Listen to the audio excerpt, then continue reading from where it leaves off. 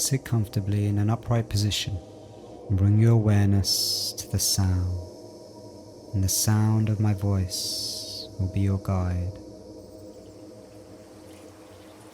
along with the rhythm and groove of the music. Out, two, in, two, out, two, in, two, out, two, in, two, out, two,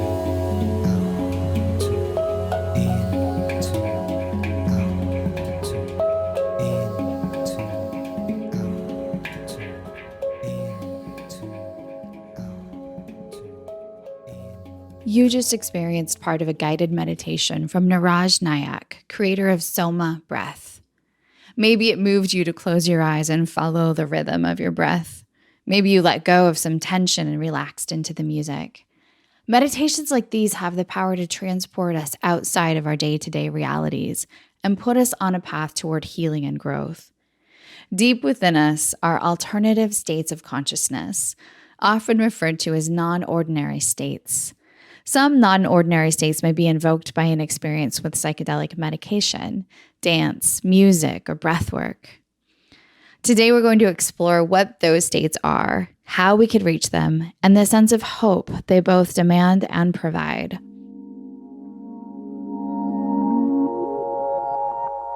Welcome to Mind Curious, a podcast for those looking to explore the potential of psychedelic compounds.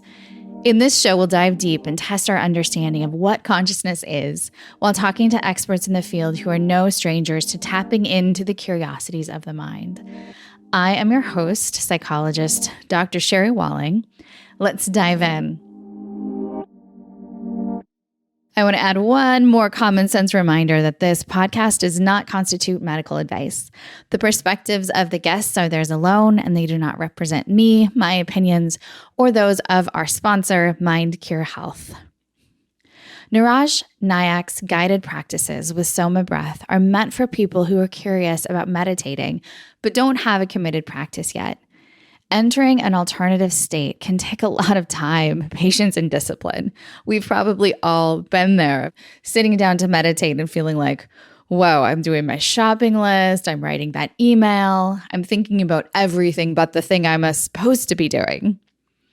According to Niraj, when you do break the barrier and enter that non-ordinary state, the results can completely change your life.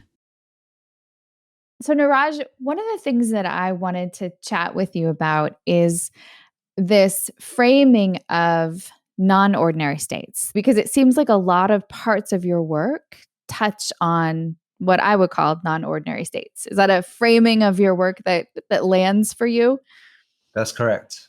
Yeah. So let's just define what that really means. So when you say going into non-ordinary states, so that basically means altered states of consciousness. Non-ordinary meaning our waking state, basically transitioning into a state of mind that is where you're tapping into other areas of the brain, and those areas becoming more active, and the conscious mind becoming less active.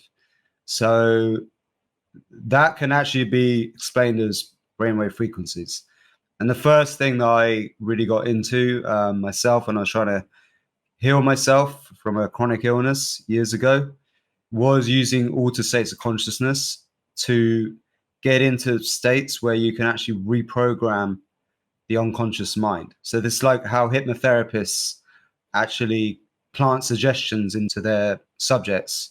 They would take people into an altered brainwave state through suggestion and guided hypnotic journeys. So there are different ways you can enhance that process.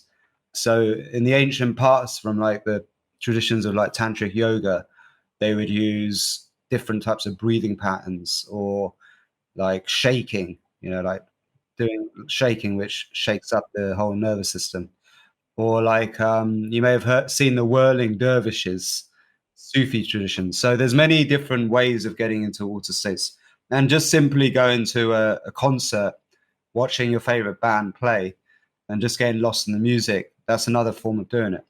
But when we're looking at it as a therapeutic tool, even that, I would say, is therapy. Like when I used to go out to see DJs and go to raves and stuff, with all the lights and the amazing music and all that emotional music and just all those people together dancing, that was like going to church. And a church in itself is a place where you're getting into an altered state of mind, where you're shutting off the conscious activity for a while. And what that allows you to do then is to actually speak to your unconscious mind, the other than conscious mind. And that's really where the magic of transformation lies. So I got really into this when I discovered like the ego mind, the ego of the brain. It's also called the default mode network. Is the area of the brain that's most affected by substances, like psychoactive substances. And so do all of these techniques from like religion and shamanic practices. They Dance, prayer, breathwork. All works on that area of the brain. And it tends to quieten that area and allow you to step out of it. So rather than being in your ego mind, it allows you to rise above it for a moment and look at your life with a different perception, right? And that's the fascinating thing about things like also hypnosis and how you, in just one session, change somebody, you know, somebody who may have suicidal tendencies, having a whole new outlook on life, or somebody who's an addict for years being dependent on a substance can let go of that. And so I was like very much experimenting with this with myself because I had a chronic illness. So actually it was incredible that I came up with my own method of doing so quite quickly, combining brainwave entrainment music, which changes your brainwave state, combined with visualization tools and like suggestion. So basically I devised my own kind of hypnotic process. And your own combination of elements. And then I found that the breath amplifies all of that. Like it makes it much more effective. And going back to pranayama literally means energy control. So it's a system of breathing techniques and also different movement techniques to move energy in the body in different ways, to manipulate energy in the body. And through pranayama, you can alter brainwave state very quickly. So yeah, that's what led me to really go down. I mean, I was always a bit of a psychonaut. Like deeply curious. Yeah, I was always into that. But then using it therapeutically was really, really interesting. In your experience, what are you observing in people as they go through these experiences? Where are they moving from to? So if they go from sort of state A to state B, they're moving from one place of stuckness to a new state. What have you seen shift? How are they different on the other side? I believe there's a few very simple mantras in the Ayurvedic system that determines whether you're well, right, or healthy. One of the most simple ones, but I think most profound, is every time you wake up in the morning, are you waking up with enthusiasm for life, ready to go and do a hard day's work, or do you feel like you can't get out of bed, right? You just can't face the day. The moment you start answering that question with like, I can't be asked to go to my job, or I don't want to get out of bed, like, which was me for quite a few years. I'm tired. I don't want to. I don't want to lethargy. Yeah, like aware, it's like a real drag. When that starts happening, that's the moment you've got to wake up. You've got to go to shift, because that's the first sign of chronic stress. And humans are quite like, we can take a lot of abuse, but over time, that emotional stress can lead to chronic stress, which then causes disease. And a lot of people who are depressed or who are needing some kind of therapy have ignored that question for too long and those warning signs, right? So what we do is we help people shift that perception about reality, like that the universe is actually on your side, that there are things in life that you can fall back in love with, you know, where you change your mantra to I love my life and things like that. And we give people a process to do that, which has been very effective. And it's incredible. So like so many like diseases that are chronic, even things like autoimmune. So we have one guy who, it's a classic story, who had a very rare genetic illness, which started from a very young age, and doctors said it was incurable. And they had no idea what it was. They thought it was polio, but actually it turned out to be some form of MS. And they basically said, like, you're going to be in a wheelchair. And he couldn't even pick up his grandkid. He couldn't even lift his hand up to throw a ball over his head. And after 6 months of doing our techniques, he actually was able to pick his grandkid up. He was able to throw a ball over his head. And when he went for a checkup with the doctor said, your muscle tissue is actually growing back. It's like completely shocked him. And a lot of that magic behind that is changing your perception around your illness from incurable to actually this can be fixed, you know? And that hope, giving people the hope for life back is key. You take away a person's hope, that's when they die, you know? So we're all about that, but changing, repatterning consciousness. And so when I hear you describe just that story, I think about thoughts, right? You're changing the way that people are thinking or seeing the reality because you're giving them a different mantra or different language. Instead of waking up feeling like, oh, I'm dreading the day, giving them an infusion of a new thought to say, no, there's something to love here. There's something to love in my life. But I also get the sense that you're going much deeper than thinking. Yes, it's a much deeper. So where do thoughts come from? They come from your emotions, your feelings, how you feel. And where do feelings and emotions come from? Well, emotion is like energy in motion. It comes from your energy, the movement of energy in your body, which is your physiology. So actually, breath, pranayama, is the most influential way of tapping into your physiology, like instantly. The breath is the instant hack.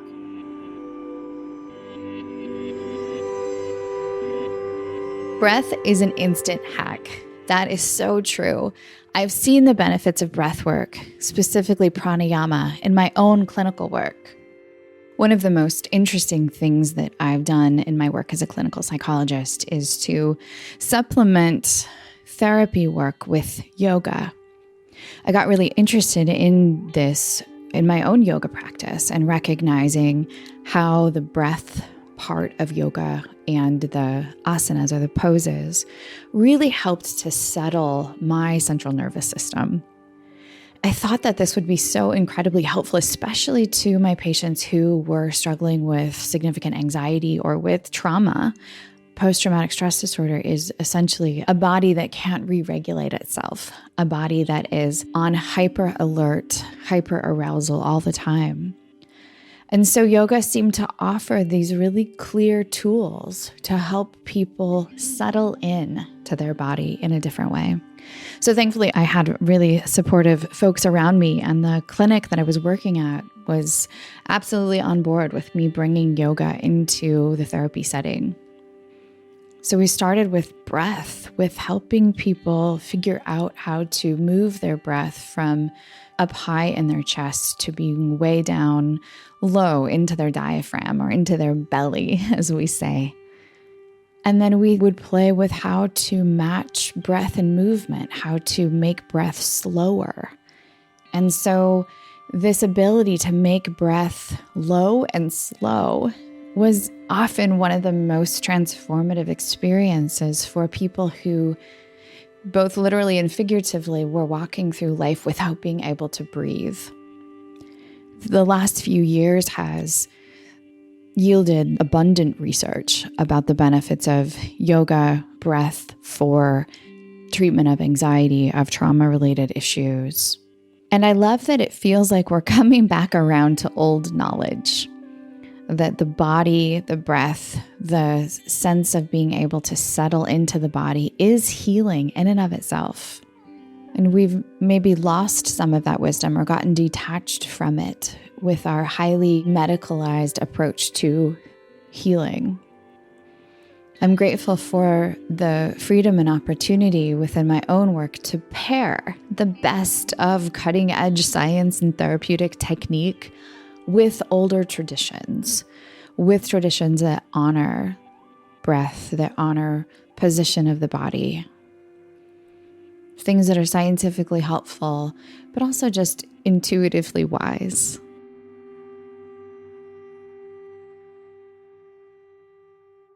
Most of us spend the day unconsciously breathing. We don't often think about the mechanics of how we breathe. Niraj breaks down how breathwork and music influence our mind, leading us into different states of consciousness.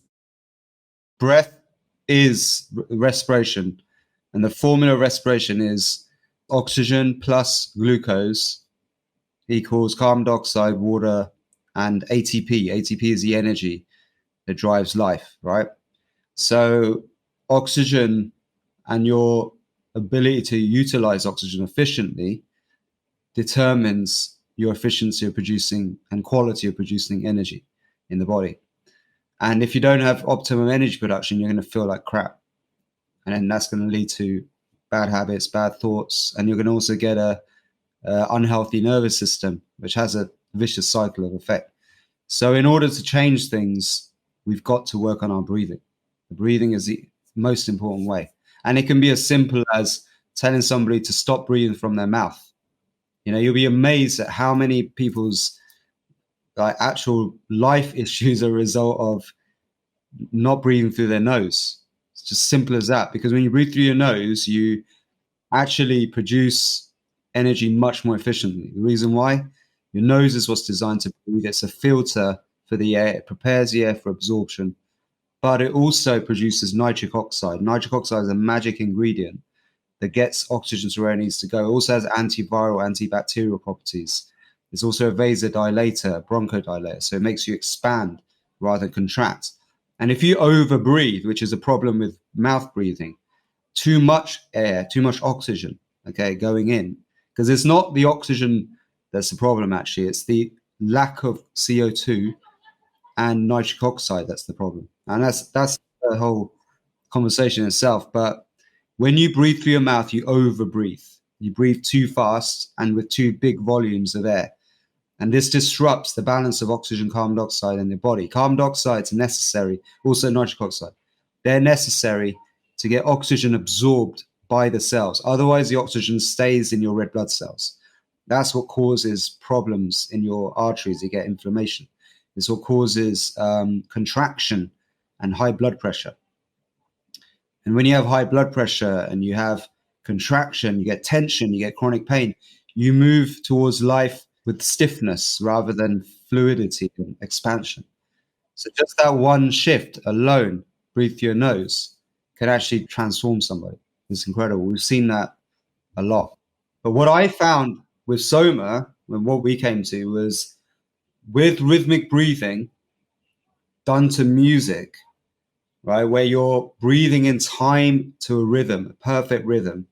So music has a beat to it, right? Do, do, do, do. So a lot of our music revolves around 60 beats per minute music. So music, 1 beat per second. And in pranayama, you'd breathe to time signatures that revolve around seconds. So in for 4, out for 8, in for 2, out for 4, things like that. So when you breathe in a perfect rhythm, in for 4, out for 4, for example, right, then you actually harmonize the nervous system. Because when you breathe in, your sympathetic switches on. When you breathe out, your parasympathetic switches on. So when you breathe in a perfect rhythm, you actually balance the nervous system. And that has amazing benefits of its own, the state of coherence. And then there's the rhythmic breathing where you double your exhalation time. So in for 4, out for 8, for example. Yeah. Okay.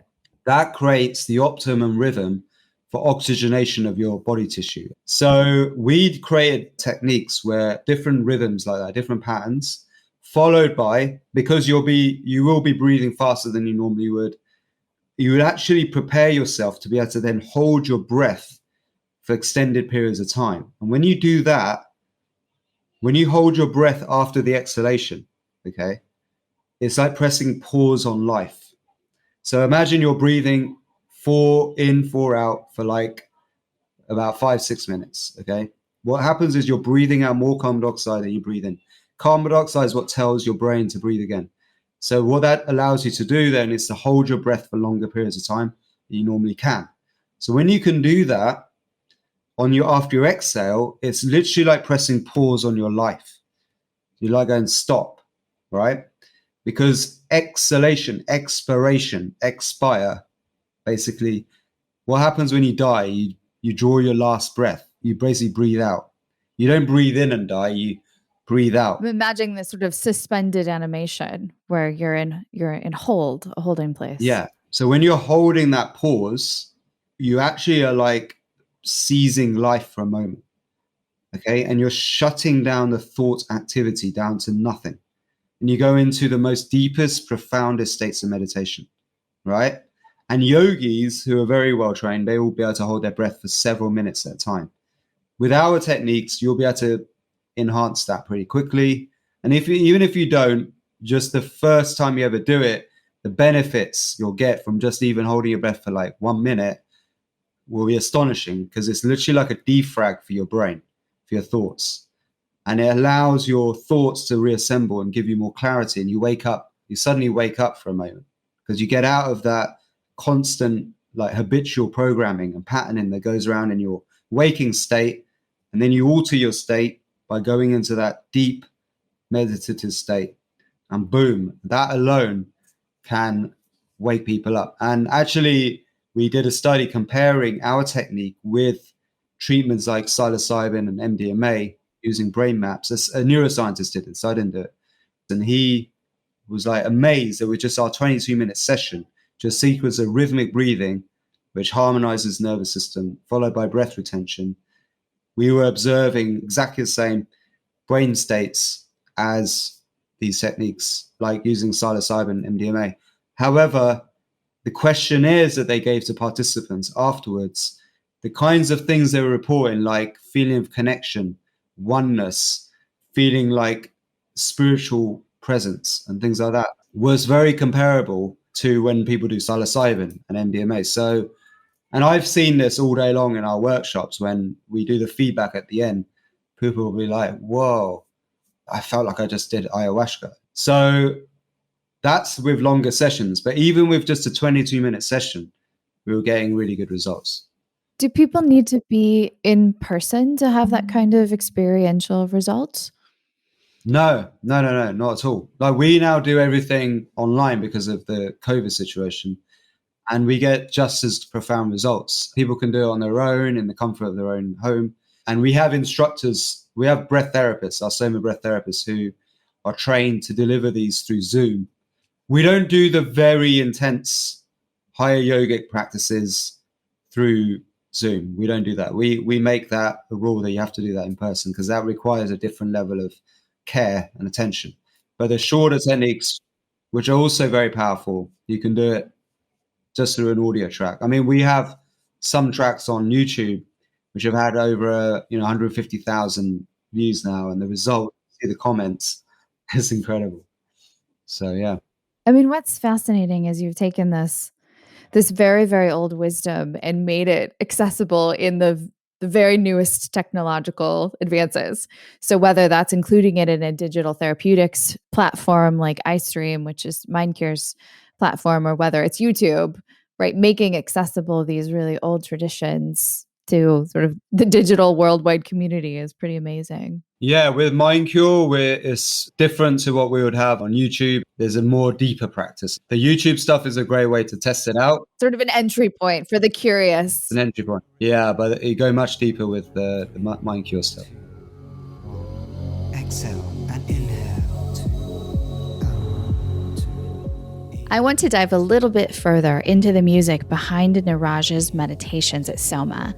It isn't just electronic dance music. The sounds he uses can help transport people into that altered state of consciousness. Niraj knows a lot about music's potential to impact our brainwaves.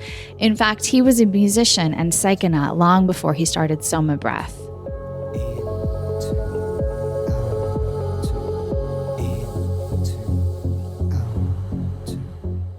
How does your life as a musician play into this? Because it sounds like in some ways what has really captured this possibility for people is the pairing of rhythm and music and breath that kind of gives people a metronome. Yes.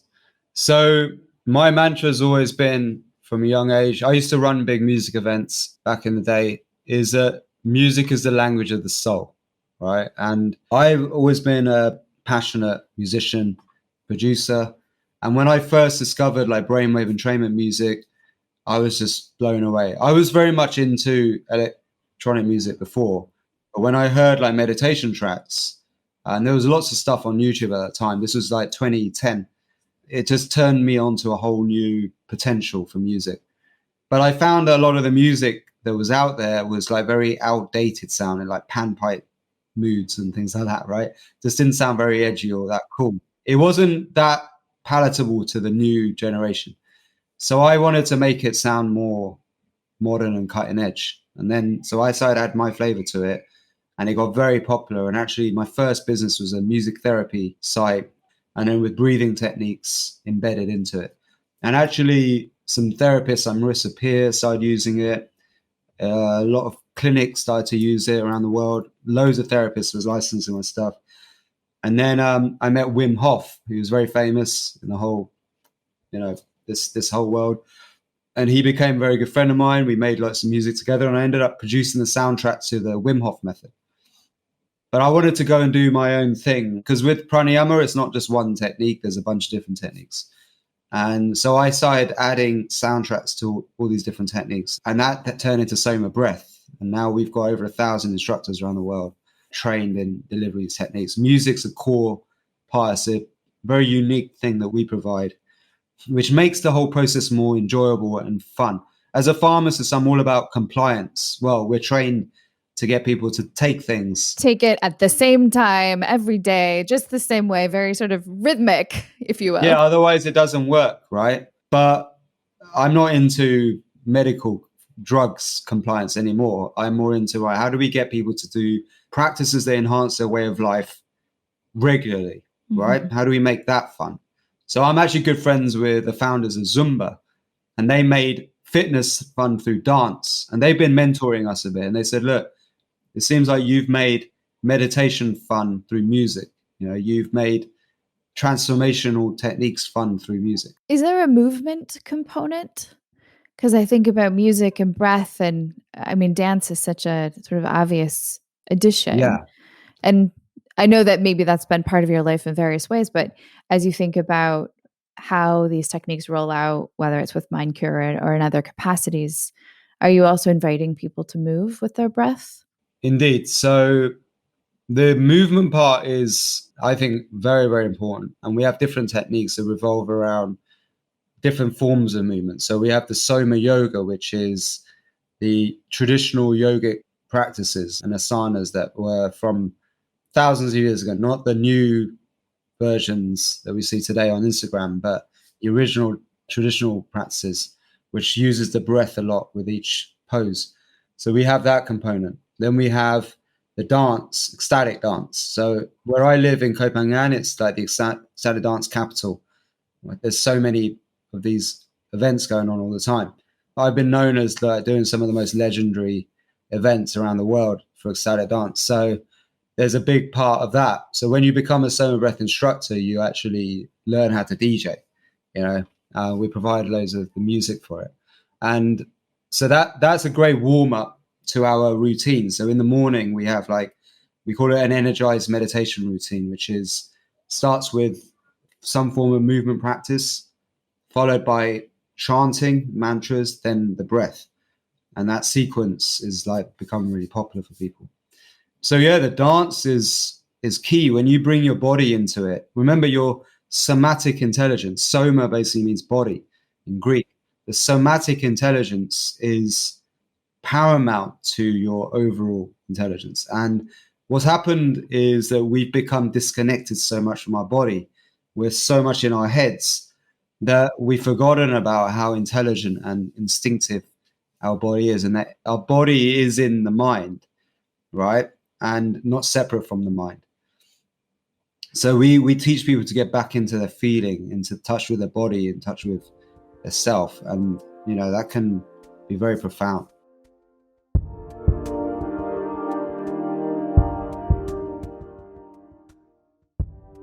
Non-ordinary states. moments where we are kind of outside of our thinking mind, where we shift into another part of ourselves. Maybe it's a flow state. Maybe it's a psychedelic experience.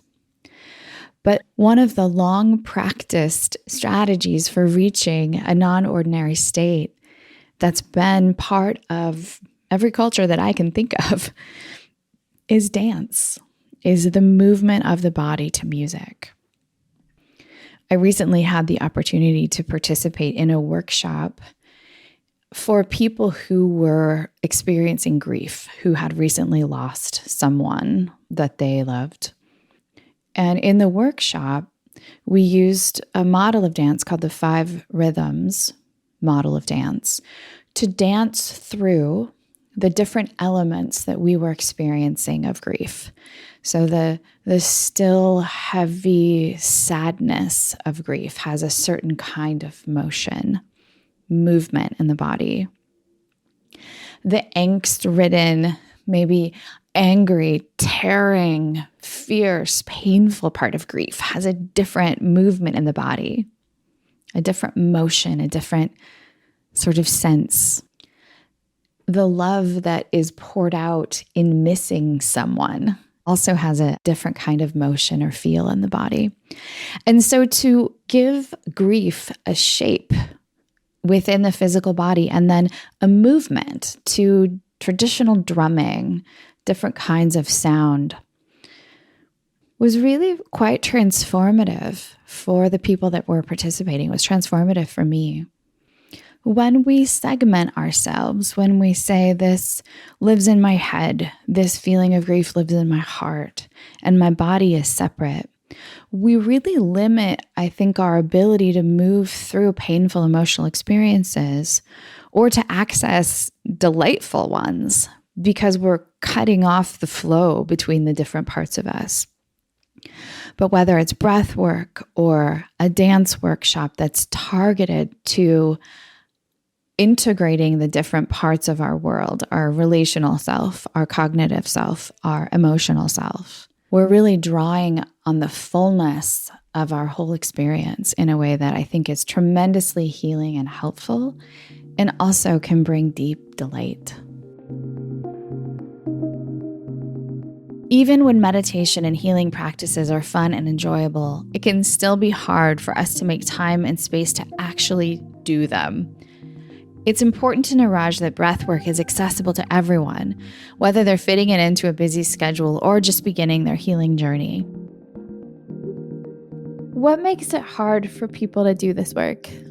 I think it's sometimes hard for people to do anything, other than drinking a cup Watch of coffee Netflix and watching Netflix. Yeah, we're so in this everything has to be easy mindset, especially in the further west you go. People tend to want quick fixes, and that's now spread all over the world. Actually, people are looking for that quick fix, that instant dopamine hit. And usually any kind of physical activity requires some kind of instant result for it to be done by lots of people. For it to have the feedback loop. Yeah, like people are looking for an instant hit. And I think one of the reasons why our stuff's so popular is because within a couple of minutes, you start to feel an effect because it's your breath. So a lot of other kind of transformative practices, there may not be an instant effect that you get from it. Even like just changing your diet, right? That people It takes reluctant to do weeks, that. months to see a result if you're able to stick with it. But with the breath, you can tap in very quickly. So, but then with pranayama, it's difficult to know what you're supposed to do. Like it's hard to find a good teacher who knows what they're talking about. And then even when you do get taught how to do it, you might find it's a little bit boring. Count 1, 2, 3, 4, and then you're counting and get confused, and then there's all these postures you're meant to do, and so it can become confusing. But with us, with the music component, it makes it easier to get into it and enjoy. And then we simplify everything, we demystify it and bring you the stuff that really works. So you really make it easy and accessible in the kind of shortest effective amount of time. But it also sounds like it's still hard, right? There's still a sense of you giving yourself over to it. I think one of the reasons why people don't do things is because they're scared of losing time, right? So you have to devote like maybe 20 minutes a day at a minimum to doing our practice, right? And it really comes down to priorities. Like, what is it that you really want out of your life? And I think what it is you need to have the hope first.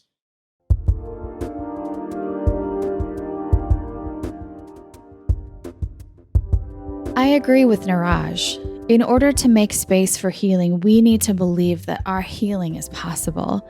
20 minutes a day is worth the time if you have hope. Music, dance, yoga, psychedelics, breathwork, all of these practices are tools that can help you access non-ordinary states. Dedicating the energy to this pursuit of healing, and even finding the right voices to guide you along the way, it will be worth it. If you want to learn more about iSTRYM, make sure you go back and listen to my conversation with MindCure CTO Jeff Belair on episode 1 of this podcast. I think we called it Hacking Into You. Another episode, episode 2, Music and Healing, is also a very important kind of continuation of the conversation that I had with Niraj today. I want to thank Niraj so much for coming on the show and letting us share some of his music and meditations. To find out more about his work, go to somabreathwork.com or search Soma Breath on YouTube for great resources and community. We'll also have those links in the show notes. And to follow all of the innovation and the ways that we are integrating programs like Soma Breath into healing practices, check out MindCure at mindcure.com. Thanks so much for listening, and we'll be back with another episode of Mind Curious in 1 week.